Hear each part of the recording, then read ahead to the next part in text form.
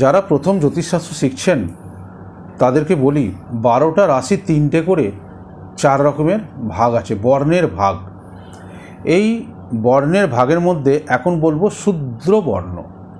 এই শূদ্র বর্ণ 3টে, মিথুন, তুলা, কুম্ভ। 3টে বর্ণই কিন্তু 120 ডিগ্রি অ্যাঙ্গেলে আছে। এটা জোটক বিচারে কাজে লাগে। পাত্রপাত্রীর যখন বিবাহ হয় তখন জোটক বিচারে কাজে লাগে। বর্ণকূট বলে অষ্টকূটের মধ্যে একটা কূটের নাম বর্ণকূট, সেখানে কাজে লাগে। প্রথমে ব্রাহ্মণ বর্ণ, তারপরের লেভেলটা হচ্ছে ক্ষত্রিয় বর্ণ, তারপরে বৈশ্যবর্ণ, তারপরে সর্বশেষ শুদ্ধ বর্ণ। এই শুদ্ধ বর্ণ 3টের নাম আপনারা খালি এখন মাথায় রাখবেন। কোথায় পাবেন শুদ্ধ বর্ণ 3টের নাম?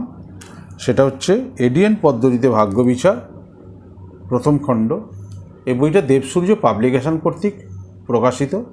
এই বইটা একটু কালেক্ট করে নেবেন, ডেসক্রিপশন বক্সে সব দেওয়া রইল, কোথায় পাবেন, কিভাবে পাবেন, বা যে কোনো দোকানে অর্ডার দিলেও আপনার পেতে পারেন। একটু কালেক্ট করে নেবেন। ভিডিওর সঙ্গে বই থাকলে অনেক অনেক মানে 100 টাইমস বেটার শিখতে সুবিধা হবে ভিডিওর সঙ্গে যদি বইটা সঙ্গে থাকে। নমস্কার, সপরিবারে ভালো।